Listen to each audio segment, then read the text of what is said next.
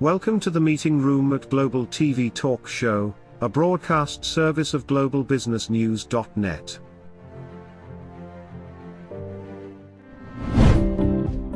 This episode from the meeting room of Global TV Talk Show is brought to you by The Bridge School, the accredited international online private school of choice, at bridgek12.org. Porch Light Rental and Destination Services. Reduce your renter lump sum or managed relocation costs. Visit them at porchlightrental.com. And by airs.com. With our full range of services, we can help design and manage your international relocation. Find us at airs.com. Primestone Partners, featuring corporate, government, and developer housing solutions, as well as senior-level advisory services. Find them at primestonepartners.com. And by International Auto Source. We are the vehicle experts for expats, featuring all major brands of automobiles with flexible solutions and financing. On the web at intlauto.com. Become a global player in your field. Cross Culture to Go provides virtual support for your global business and career success. We can help you thrive in 140 plus countries and markets. On the web at crossculturetogo.com. This is Ed Cohen on Global TV Talk Show, coming to you today from Southern California, where I am. And Roman Zelichenko, JD, is in upstate New York. Welcome, Roman. Hey, Ed, thank you so much for having me. I love it. So I remember the first time we met, you spoke at a meeting I produced about 3 or 4 years ago now in Manhattan inside JP Morgan. So that was quite an event for me, and I'm really glad that you took the time and took the chance to be involved in our meeting on an improv basis. So you've had quite a success here in the States, in New York, with your labor less approach. Why don't you quickly do a summary about what's labor less and what does it mean to you? You know, how you started it, real quick. If you could take 2-3 minutes, that's fine. Yeah, absolutely. And I absolutely remember that first that meeting. That was the first time I ever spoke publicly about my company. So thank you as well for giving me the opportunity and taking a chance on me. So certainly a fortuitous and quite, I guess, serendipitous meeting. So there. you know, I've been involved in this kind of thing for a long time. I've been involved in advertising and PR since I was about 15 in various venues. And when I see some talent, it's sort of innate. You just sort of get a feeling. Sometimes it doesn't work, but I saw that you came up with a really good idea and just classical entrepreneur, and without being a salesman. So I said, okay, this guy needs a platform. And what's better than JP Morgan on Park Avenue? Yeah, so absolutely. So Laborless did what? Yeah, so I'll give you the quick 2-minute background. So I'm a former immigration lawyer. I don't practice anymore, but when I did practice, I've handled H-1B visas, which is a U.S.-based work visa, including some of the compliance process behind it. It was a really manual process, but it's a requirement from the government in order to get that H-1B visa. So at that time, I had this idea of like, well, it would be really great to build a platform that automates as much of this process as possible. So, after leaving the field of practicing immigration law, working in tech and doing all these other things and learning, I eventually launched Laborless in early 2018. And, to crickets initially. I had, I suppose as everyone who maybe launches their first company, they think this is it. This is the brilliant idea. Everyone's going to be totally on board. You go live and then you're like, where is everybody? So it was definitely an interesting experience. But, I'm very grateful to just all our clients and everyone who over the years, including you, who've given me a chance, who've listened to me, who've heard me out. And some people from a client perspective took a chance on us as well as a startup. And so far it's been wonderful. And I think in addition to that, Laborless is how I started. You mentioned the word entrepreneur. Never thought that that's who I was. I don't know. I have a talk. I have a podcast, as you know. I interviewed you, and I interview other people, and I asked them, especially folks who start their own businesses, were you the entrepreneurial type when you were younger? You know, the sort of lemonade stand kind of kid. That was certainly not me. But I think something, I guess, blossomed. And so since starting Laborless, I've also started a second company called GMI Rocket, which has the podcast, which you're on. And it's basically a digital marketing agency for immigration and just broader global mobility companies, including tech companies and law firms, et cetera. So it's the kind of thing where once I got into the industry via Laborless, I just recognized, well, what else is needed, right? What other services are missing, and thought, let me try to build something around it. So are you getting paid? In general? No, GMI Rocket, is that generating cash?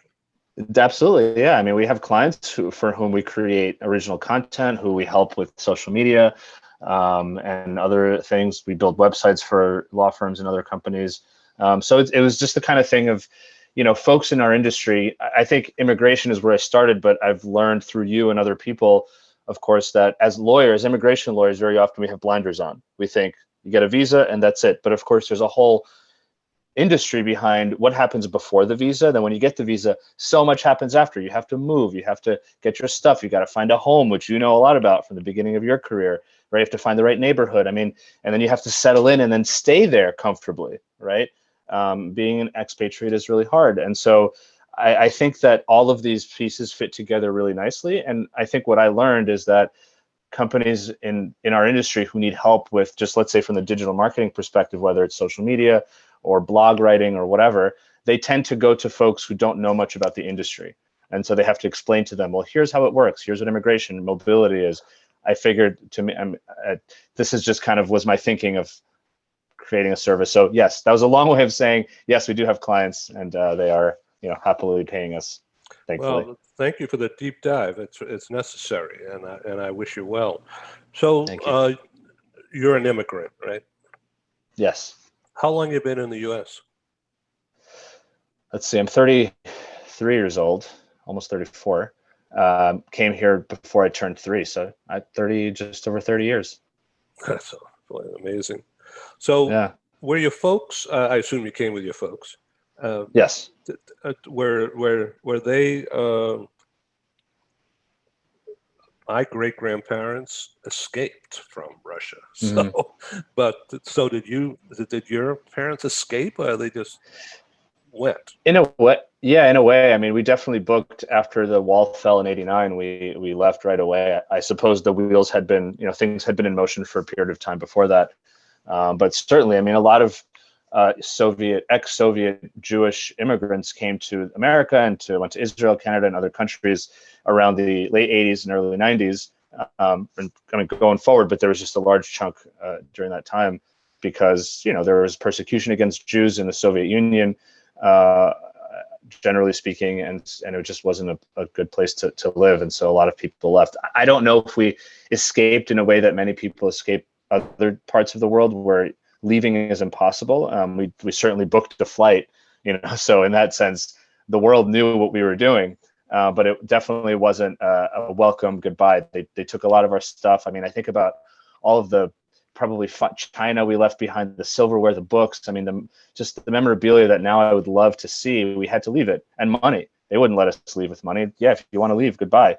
You relinquish your citizenship of the Soviet Union or Ukraine, I suppose, now, and leave your stuff here. We'll handle it, you know, which is sad, I think, to me. But we're here, and that's the better news. So being a lawyer, an ex-lawyer, or a recovering lawyer, I don't know what the right words are, can't you launch or partner with another attorney who can run the risk of suing the Soviet Union? You know, Russia. Yeah, well, I think Russia's going to be a tough one. No, I don't have. It's funny because, you know, we don't have family there, and so like right now, right? I think England or Ukraine played England in the Euro Cup, or something. I don't follow football. I'm sorry to anyone who's offended by that. But Ukraine just did quite well. And people were like, "Oh, Roman, how do you feel about it?" And I don't know. I don't really. My allegiance certainly is with America. This is where I grew up. My memories are all from here. I'm technically an immigrant. I grew up in an immigrant household. I speak fluent Russian. I can't be the president or vice president, but from a sort of daily social perspective, I'm quite American. And of course, I have family in Israel. I went there a lot when I was a kid, so I feel a connection there. But I think if I went back, I would feel something where it's like you look around and people sound like, their names sound like yours, their acts, whatever it might be. But I don't really have any animosity. Maybe if we could get some of our stuff back, that would be cool for me to have in my house. But otherwise. So part of my background is Ukraine, also Italy, but and I don't know the stories. Who knows what, and if you believe 23andMe and Ancestry, it's a lot of BS, but they have a good time doing all that. And so who knows, maybe we're related. Wouldn't be surprised. I wouldn't be surprised. Some village, some great grandparent. Yeah. And I know that just to the point that we were making earlier before going live, you talked about you commented, I shared something about 4th of July and sort of Independence Day. And I think it's an important holiday for so many people, but it's not about, I think as an immigrant, I don't think about this too much. I think about it more as an immigration lawyer because I see what other immigrants feel, more recent immigrants, right? To me, I just, it's a great holiday, it's fun, etc. But, I shared with you and with, I suppose, the world online this idea of like, for immigrants, the 4th of July is a really, really big day. Folks who receive their citizenship and then shortly thereafter, they can celebrate American independence for real, and nothing's changed about them as a person. But like they have this document now that tells them that they are, they're American citizens, and it's a really powerful holiday. I think, in addition to being kind of this popular holiday of like beer and barbecue and poolside and things like that. So fireworks. The fireworks in New York were great. I watched the fireworks every year. Exactly. Yeah. So it's definitely a fun, popular holiday. But at the same time, I think, because we're talking to a global audience here, I also think it's great, as for me at least, and perhaps for others, to remember that America, with all its flaws, is still a place that people from every corner of the world, generally speaking, want to go, because they have the ability to build a wonderful life for themselves, not controlled by the government, not controlled by some sort of, on a daily basis, right, by some sort of entity that they don't have any power over. So I do, just because it's July 6th, we're talking right after Independence Day, want to note, happy Independence Day, and we're lucky to be here. That's for sure. Yeah, it means something. We interrupt this broadcast to bring you a timely announcement. Hi, I'm Sergei Gorbatov. I'm Angela Lane. Together we're researchers, writers and practitioners in the field of human resources. And we've also been multi-country, multi-assignment career expats. We owe our professional development and growth to a very large extent to the international assignment opportunities that we have had. But in a world where distributed work may become the norm, we also want to understand what happened to the nature, duration, and purpose of international assignments. Together with our colleague, Julian Dalzell from the University of South Carolina, we're undertaking a study on the future of expatriation. And we'd value your contribution. You can participate in this important study by completing a simple 10-minute questionnaire. Access the questionnaire by typing in your browser tinyurl.com/expert-study. That's tinyurl.com/expert-study. You can also find the link here on Ed's website next to this video. Thank you for joining us in this study. In return for your contribution, we'll provide you with a copy of our research. And of course, you'll be invited to an exclusive webinar hosted by Ed, where we will share our findings right here on Global Business News. And so please go to tinyurl.com/expat-study. Take the survey so that we can better understand the future of expatriation.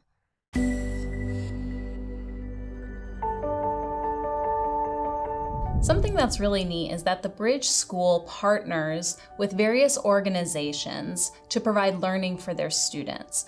For example, we partner with a major ballet company, and we are able to enroll several of their students into our school. So now not only is the student able to participate in a school and have a seamless transition while they're very active in their ballet career, but now they have other dancers that are with them that are doing some of the same courses. So it's almost becoming a camaraderie where they're taking similar courses, they're working together on their ballet, and really being able to form this great partnership with these organizations to provide a needed service. A lot of times there are student athletes who will spend hours and hours at the gym or at the basketball courts, wherever it is. And if they're attending a traditional school, they're in school from 8 to 3. They get a quick snack, and then they're at the gym for 3 to 4 hours in the evening. Coming to us and having that partnership, they're able to break that up throughout the day. They can have a morning practice, get some schooling in, have an afternoon practice, finish their schooling in the evening.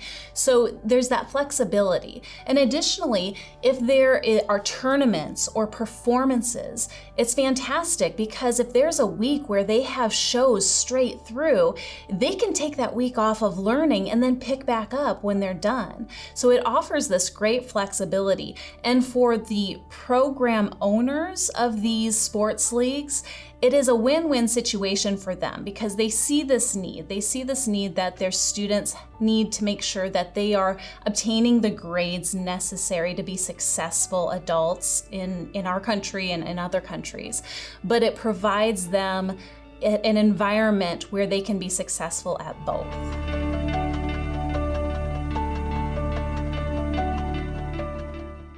Okay, so one of your specialties on GMI Rocket is creating value for people, business people. Why don't you tell me exactly what does that mean, creating value, and also relate to properly using LinkedIn? Yeah, so LinkedIn is where I sort of, if you can say, got my start. When I launched Laborless, which is my tech company, I had, it bootstrapped. I didn't have any money. I was already using up my savings just to live. And I thought to myself, how can I get in front of people and create buzz and create a brand without spending a lot of money on advertising and things like that, because I didn't have it. And my decision was go on LinkedIn, which a lot of people have a LinkedIn profile, but most people have it to update their jobs. Yeah, we all do, right? I've had it since day one, but it was like an online resume for me. Turns out that it is a great way to share content, to share interviews. I mean, you do an incredible job of bringing voices from around the world to this industry, and that's content. I mean, you share a lot of content. Some ideas come from you, where you have a little monologue. Other ideas come from your guests. So I thought to myself, let me start sharing what we're doing with Laborless on LinkedIn, which doesn't mean, hey, check us out, email me for 20% off coupon. I didn't sell anything, to the point you made earlier. I just was publishing articles around the research that we did to build up our company. And so as I was doing that, I think people started to notice, because I was one of few people in the industry, immigration, and probably in broader global mobility, as far as I knew, who was consistently posting on LinkedIn something that was informational or educational or sometimes entertaining to others in our industry. And so they started to say, hey, Roman, can you help me with a blog? And it kind of went from there. And the realization that I've had since then, and it's continuing to grow, is that LinkedIn is this place where everyone has a profile, yet it's so underutilized as a medium of idea exchange. So I think where I create value is probably first educating people on the fact that LinkedIn works as a social media platform, but it isn't Facebook, where every picture is, hey, here's my lunch from yesterday, or like, here's my baby's first birthday, which is great, and we should celebrate those things. But it's one of those where, okay, well, this is a professional mindset. LinkedIn, however, does have the ability for, and I'm sure most people who are watching this know, but share videos, share photos, you can link to things. It's not just sharing that recent Forbes article. It is also about sharing with your network and with the world your thoughts after a meeting, your reflections on a new policy or a border closure or opening, right? Maybe interesting research that you're doing internally that, as long as it's not proprietary, you can share with the world and educate others. I think that the last thing I would say here is that I think for a lot of people, the common practice has always been, if I have information, I'm going to hoard it, because then I'll get paid a lot of money to share it on a very incremental basis with a client that's willing to pay.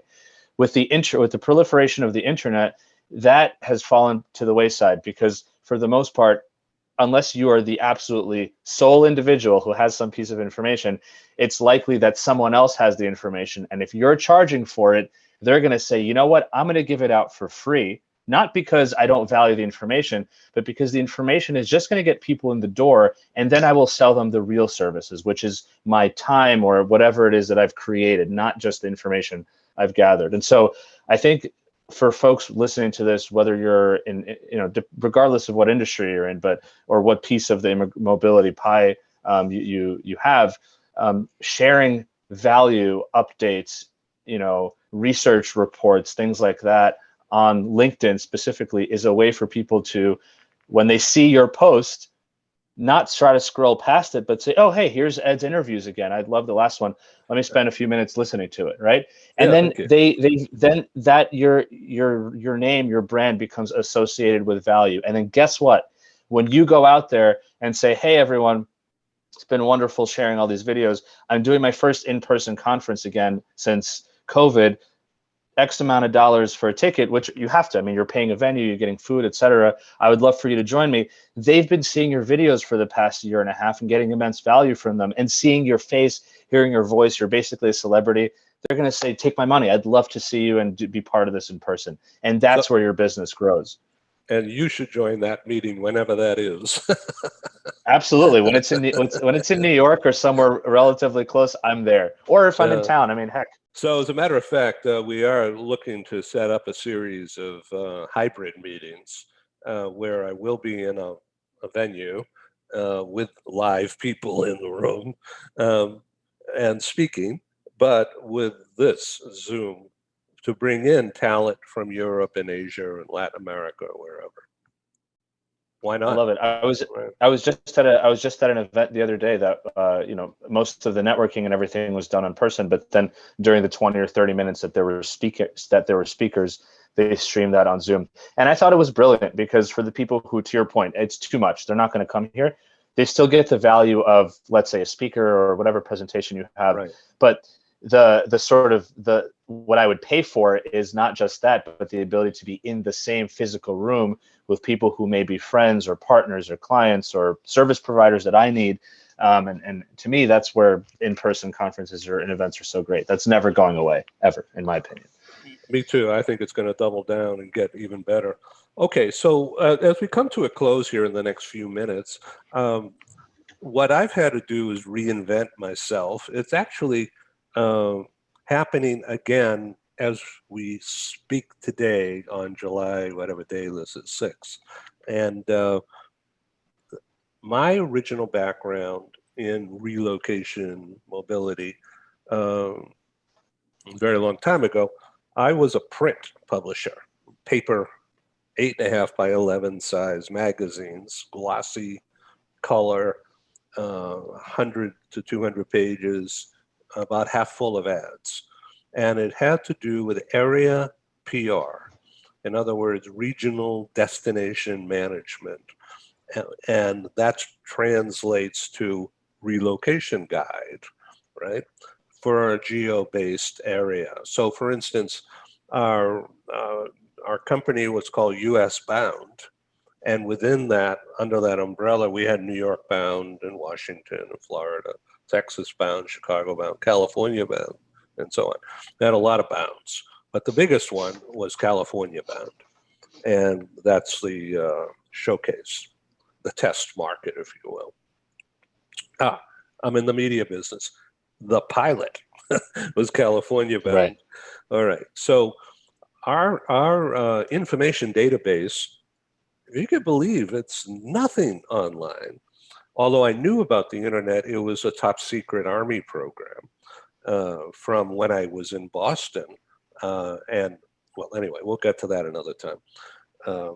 But I was involved in recruitment of engineers, computer scientists from Oxford and Cambridge to go to Boston and work at Harvard and MIT under this DARPA program. You know, DARPA, it's the Defense Department.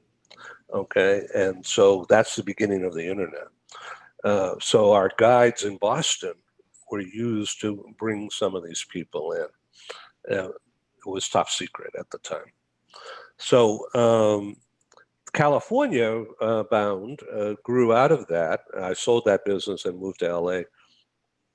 And I went to visit the LA Chamber of Commerce. I just walked in cold. I had a suit and tie on. You know, I think I was the only one in the building with a suit and tie. And this is way back when. Okay, in like 1979. I'm dating myself. So, and I said, well, here's the Boston book I did as a preliminary. And it was used by for recruitment, and it was sponsored by Realtor Advertising because people need a place to live, you know. And so, and here's a database of information, which was community and school information, tax rates of the communities. And so the president of the chamber, who worked for Boeing Aircraft in Southern California, said, you know what you got here? This is an area economic development tool. So I want you to meet this guy who's sitting at the boardroom table right over there. Jack was his name.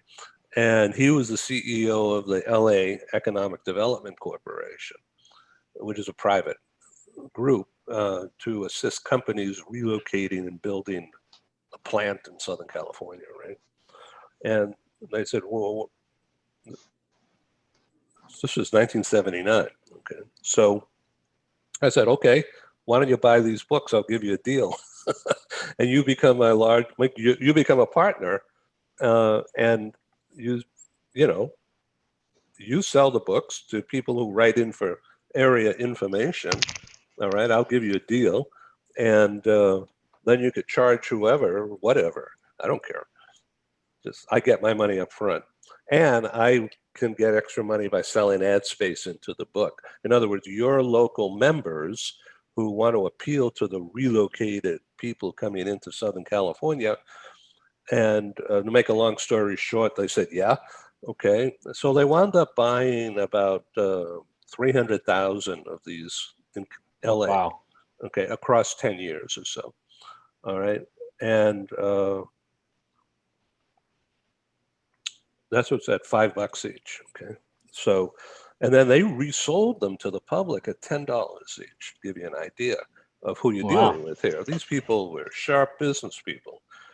And so all the companies, whether it's Paramount Pictures, 20th Century Fox, or Bank of America, or Boeing, and whatever, okay, they all bought the magazine because the chamber endorsed it. It had their logo right on the cover, LA Chamber of Commerce, right? And with that endorsement, I was able to sell ads a lot, okay? And that fed the San Francisco, San Jose edition, that fed Arizona bound, that fed Seattle bound, Chicago bound, Texas bound, and then New York bound, and DC bound, Florida bound. The biggest supporters at that time, in addition to the business chambers of commerce and area economic development people, and I'm bringing the story to a quick close here, is that the real estate industry, local real estate industry, real estate brokers that weren't necessarily interested to sell a house. Of course, they all were, but they were geared to give service. It's now called destination service provider, right? All right. But at that time, it was a relocation agent or a relocation manager of the referrals coming in. So our guides at the time didn't have internet, all right? We had an 800 number, 1-800-US bound, that worked globally, all right? And we also have a postage paid reply card that people filled out and ripped out and sent it in. and it listed what kind of house price or apartment price was good for them and their family, and where they wanted to live. And I gave that information and a lot of other personal info that I was able to accumulate to the realtor advertisers.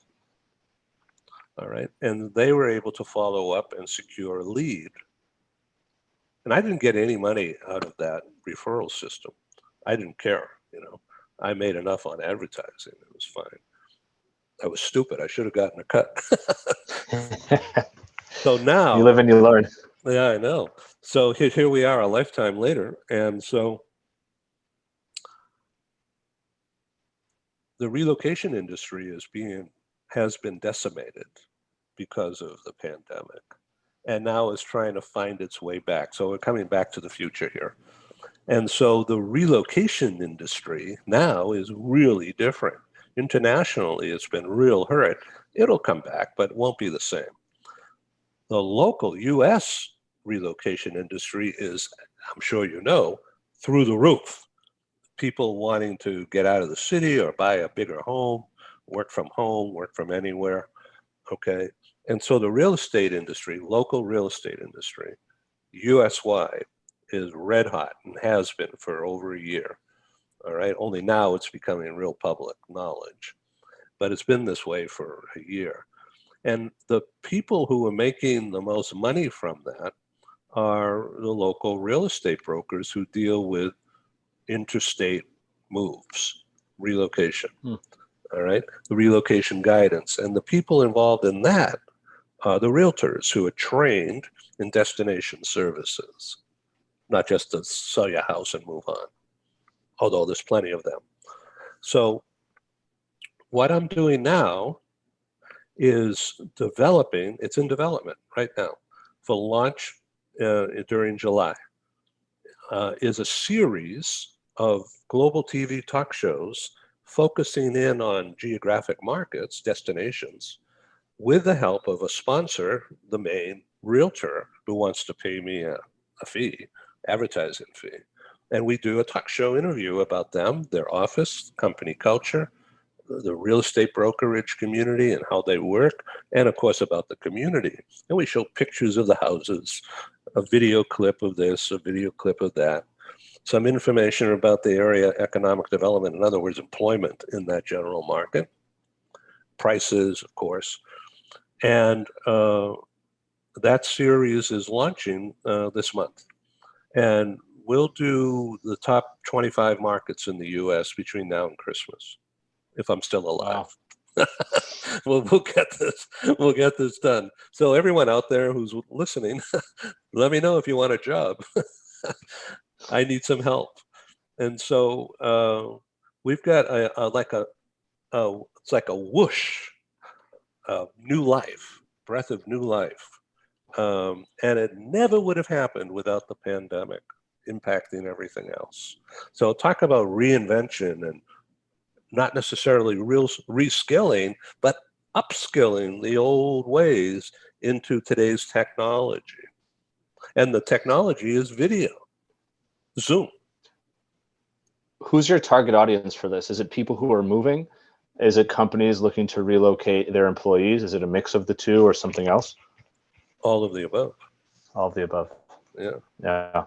Because the public usage of the finished video, all right, I have to tell you, they haven't been done yet, but they're starting to develop, will be the primary real estate company, because they're the anchor in the local market.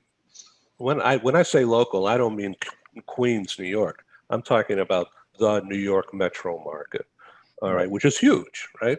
Well, think Dallas, think Houston, think Boston, think Southeast Florida, think Tampa Bay, think Orlando, think Raleigh, Durham, and Charlotte, think DC, Baltimore. I mean, these are huge companies that I have the privilege of having been introduced to their leadership fairly recently. And they're all waiting for me to get on a stick, and make it happen. So it's going to be really busy, and you'll be hearing a lot about this as we go forward, because I'm going to continue our regular talk show series. This will be in addition. So we're going to be hiring, certainly spending some money as a result of the new cash flow, and we'll be very, very active. And where part of all that is to get into the local markets like Manhattan and do one of our broadcasts, at least one. But I've also been invited to do this in Geneva and Zurich, Paris and London, and in Milan. So, Wow. and I'm sure we'll get to other, and Dubai. I've been invited to go to Dubai and do that. So one of these days we'll get there. I'm not sure when, but I got to stay alive and healthy. That's right.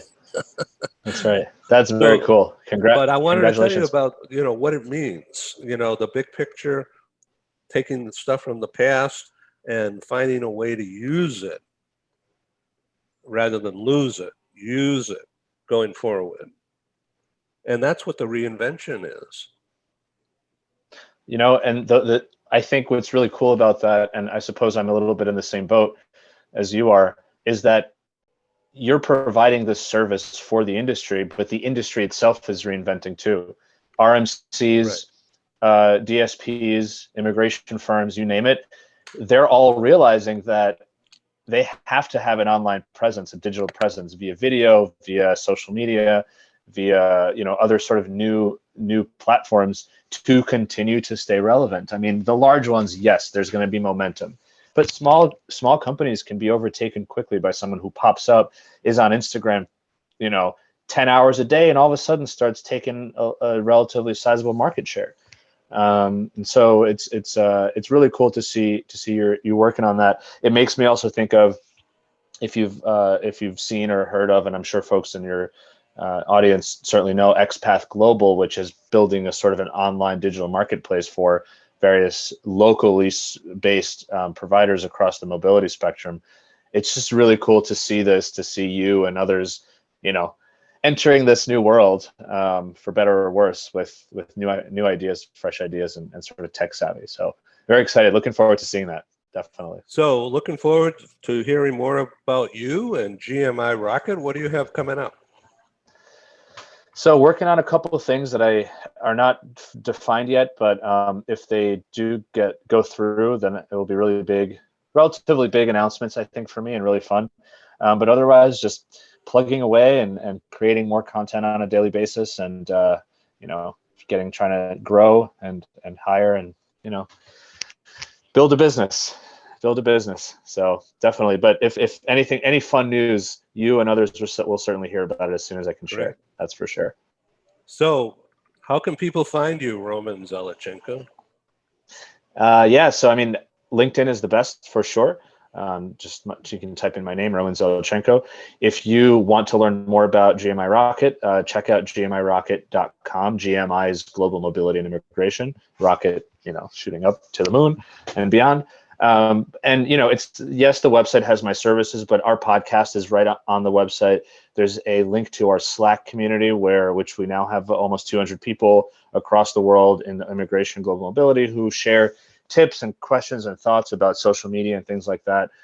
There's a blog that I regularly update with some very, very specific topics around LinkedIn for immigration mobility people. So there are definitely resources on there. And then, of course, learning about our services. And if you are, for any reason, interested in H-1B visa compliance, Laborless, which is you work less if you use Laborless, laborless.io. So looking forward to hearing from folks. I always respond. You'll always get me from an email perspective. So looking forward to hearing from you. Thank you, Roman, and enjoy upstate New York, and be cool. And this is Ed in Southern California. Thanks for watching Global TV Talk Show, a broadcast unit of globalbusinessnews.net. Thank you. Thank you for joining us in the meeting room at Global TV Talk Show. Have a wonderful day, and stay safe.